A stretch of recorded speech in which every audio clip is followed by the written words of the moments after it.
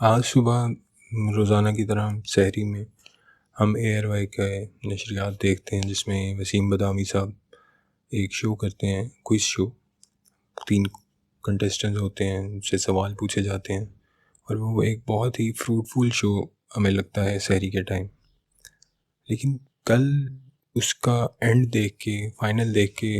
एक अजीब-सा अफ़सोस हुआ। शायद आप में से भी बहुत सारे लोगों को ये अफ़सोस हुआ हो, अ, लेकिन कह ना पाए हों। मुझे लगा कि इस बारे में बात करना बहुत ज़रूरी है और ऐसे बहुत सारे मामलात हैं हमारे मुल्क में जिन पे हम कमरों में बैठ के या सोफ़ों पे बैठ के या अपने ड्राइंग रूम्स में बैठ के बातें करते हैं, लेकिन पब्लिक को ये बात नहीं पहुंच पाती और वो बहुत ज़रूरी बातें होती हैं जो जिनको हम नज़रअंदाज कर देते हैं। तो हुआ कुछ यूँ कि वो शो शुरू हुआ, कंटेस्टेंट्स बहुत ही ज़बरदस्त, बहुत ही जानदार, बहुत ही जल्दी रिस्पॉन्स, क्विक रिस्पॉन्सिव, और बहुत मज़ा आ रहा था उस शो को देख के। शो एंड हुआ और प्राइज़ का ऐलान हुआ। वसीम बदामी साहब का एक प्रोडक्ट है, जो हर्बल प्रोडक्ट्स हैं, उनकी एक रेंज है, उनका एक बिज़नेस है। ऑब्वियसली वो शायद खुद अकेले ना करते हों, और भी पार्टनर्स हों, जो भी है। उससे कतई नज़र, बात ये है कि उन्होंने शो किया, ख़त्म किया और उसका प्राइस था 3 लाख रुपए। मुझे अच्छे से याद है कि जब ये शो शुरू हुआ था, बहुत 4-5 साल पहले की बात है, जब जुनैद जमशेद साहब हुआ करते थे, तो इसका प्राइस हुआ करता था, एक गाड़ी मेहरान हुआ करती थी। वो भी वसीम बदामी साहब ही का ग्रुप था जो किया करता था ऑफ़र। अब इतना बड़ा चैनल है एयरवाई, उसमें सलमान इकबाल साहब जो इनको हेड करते हैं, और उसी एयरवाई पे एक शो आता है जिसका नाम है जीतो पाकिस्तान, जिसके बारे में आप सब जानते हैं। हर घर में शायद हर बच्चे ने और हर फैमिली देख चुकी है। वो भी एक अच्छा एंटरटेनिंग शो है, उसका एक फॉर्मेट अलग है। लेकिन दुख ये हुआ कि जो बच्चे पढ़ के, मेहनत करके, इतने शार्प माइंडेड, इतने ज़बरदस्त ब्रेन हमारे पास जो हैं,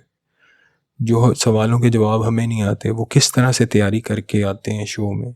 सहरी में आके जवाबात देते हैं, मुकाबला करते हैं। सबसे बड़ी बात, मुकाबला करते हैं, 30 दिन इंतज़ार करते हैं और 30 दिन बाद उनको जाके इनाम की सूरत में 3 लाख रुपए मिलते हैं। हम इसको भी छोड़ देते हैं कि यार 3 लाख शायद इतना मैटर नहीं करता, वो इनाम, वो एक जीतना बड़ा मैटर करता है कि आपने इतने लोगों को कम्पीट किया और आप आगे आए और आप विनर हुए। लेकिन जब उसी चैनल पे एक दूसरा शो लगे जहाँ पे आपने इनामात की बंदर बांट लगाई हो, जहाँ पे कोई तमीज़ नहीं कि किसको क्या इनाम मिलेगा, जिसके हिस्से में जो आता है वो उसको मिलता है। बाइक्स पे बाइक्स, इतने तोले सोना, गाड़ियाँ, इस कंपनी की गाड़ी, उस कंपनी की गाड़ी, सब कंपनीज की गाड़ी, इतने तोले सोना, इतने फ्रिज, एसी, पता नहीं क्या क्या, ब्ला ब्ला ब्ला, इतना कुछ। और एक ऐसे बच्चे को जिसने compete किया है, या एक ऐसे बच्चे को भी छोड़ दें, उन 3 बच्चों को जो आखिर में पहुंचे हैं, इतने बच्चों को compete करके, इतने सवालात के जवाब दे के, इतने ज़बरदस्त ब्रेन्स हैं, और उनको क्या मिला एंड पे। तो उस बच्चे को, मतलब, दिल टूट गया। मतलब मुझे ही नहीं मालूम कि आपकी क्या फीलिंग्स थी, लेकिन मेरी फीलिंग्स तो, मतलब मेरा समझ लें जैसे दिल टूट जाता है कि इतने हम तजस्सुस से इनका शो देखते रहे और इतने इतने इन पे फोकस करते रहे, और इतना मज़ा आता था हमें उनके जवाब सुन के, वसीम साहब के सवालात सुन के, और एक बहुत ही इंटरेस्टिंग शो। और उसका एंड जब इनाम दिया जाए और उस बच्चे को सिर्फ कहा जाए कि अब तुम्हारा इनाम है 3 लाख रुपए,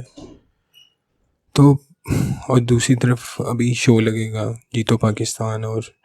उसमें आप देखेंगे कि किस तरह से चीज़ें बांटी जाती हैं, तो क्या आप उस एक बच्चे को, मतलब उसको कुछ नहीं दे सकते थे? मतलब उस एयरवाई की टीम में से कोई ऐसा बंदा नहीं था कि जो ये सजेशन दे दे कि भाई इस बच्चे को जो जीता है कम से कम इसको यही ऑफ़र कर दूँ कि आप जीतो पाकिस्तान में उस तोले सोने वाली गेम जो है उसमें आप डायरेक्ट पार्टिसिपेट कर लो, या इन तीनों को यार बाइक्स ऑफ़र कर दो, या इन तीनों को कुछ और चीज़ ऑफ़र कर दो। क्योंकि ये तालीम का मसला था, क्योंकि यहाँ पे इल्म की बात थी, तो आप उसको बिल्कुल निगलेक्ट करते हैं। ये है हमारी कौम का अलमिया, ये है हमारे पाकिस्तानी चैनल्स। इनके पास इतना है कि ये मुफ्त में बांट सकते हैं, गेम्स करवा सकते हैं कि पानी कौन ज़्यादा पिएगा, कौन अपनी बीवी का मेकअप ज़्यादा बेहतर करेगा, कौन रस्सा ज़्यादा टाप सकता है उसको ये चीज़ मिल जाएगी, कौन ये टिकट लेके आ गया है, कौन बता देगा, सिर्फ ये बता दे कि इस डब्बे में इतने तोला है तो उसको मोटरसाइकिल मिल जाएगा। मतलब 1.5-2 लाख का तो यार आप वैसे ही इनाम बांट रहे हो बगैर कोई किसी बैकग्राउंड को देखे, बगैर किसी अचीवमेंट के आप बच्चों को मोबाइल्स बांट देते हो, बगैर किसी अचीवमेंट के आप मुफ्त में इतनी चीज़ें बांट देते हो यार। तो आप एक उस बच्चे को जिसने इल्म की बुनियाद पर एक मुकाबले में को कॉन्टेस्ट किया और जीता, उसको यार आप क्या क्या ऑफ़र कर रहे हो। तो मेरा आप सब से, सुनने वालों से यही सवाल है, अगर आपको लगता है कि मेरी सोच गलत है और मेरा सोचने का तरीका गलत है तो आप ज़रूर कमेंट्स में बताइए, और अगर आपको लगता है कि मैं ठीक सोच रहा हूँ और आप मेरी बात से मुत्तफ़िक हैं तो भी कमेंट्स में ज़रूर शेयर कीजिए कि शायद ये आवाज़ उन लोगों तक पहुँचे कि यार लोग जो आपका शो देखते हैं वो अक्ल रखते हैं, वो मतलब बेवकूफ़ नहीं हैं, वो पागल नहीं हैं, वो नॉनसेंस लोग नहीं हैं कि जो बैठ के आपका शो देख रहे हैं और आप उनको बेवकूफ़ समझें कि यार ये हमारा ये वाला शो भी देखेंगे जिसमें बच्चे कंटेस्ट कर रहे हैं, और ये हमारा वो शो भी देखेंगे जिसमें हम मुफ्त में चीज़ें बांट रहे हैं, और दोनों शो से इन लोगों को कोई सरोकार नहीं। सो खुदारा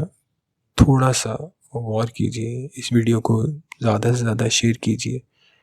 अगर हो सके तो ज़्यादा से ज़्यादा फैलाइए, दूसरे लोगों तक पहुंचाइए कि उनका सोचने का तरीका भी थोड़ा सा बदले। जो लोग आपकी बात से मुत्तफ़िक नहीं हैं उनको ये वीडियो ज़रूर सुनवाइए ताकि वो सोचना शुरू करें कि इस मुल्क में हमारे बच्चों के साथ, हमारी तालीम के साथ हो क्या रहा है। हम बच्चों को फ़कीर बनाने पे मजबूर करते हैं कि वो बच्चा वहाँ ऑडियंस में बैठ के कहे फ़हद भाई मुझे मोबाइल चाहिए, फ़हद भाई मुझे मोटरसाइकिल चाहिए, और फ़हद भाई कहें ये लो बेटा मोटरसाइकिल ले लो। लेकिन अगर वह बच्चा पढ़ के वह एक मुकाबले में आए तो उसको आप कहेंगे कि यार ये है जो भी है ये लो और तुम घर जाओ। तो उस बच्चे का मुस्तकबिल क्या होगा और उस बच्चे का क्या विज़न बनेगा जो ये सोचेगा कि मेरे मुकाबले में एक ऐसा बच्चा जिसको बग़ैर मेहनत के, बग़ैर कुछ किए सब कुछ मिल रहा है, और एक बच्चा जो मेहनत कर रहा है, जो जाग रहा है, जो तैयारी करता है, और वो आखिरी सफ़ में खड़ा है। दुआओं में याद रखिएगा। जज़ाकल्लाह।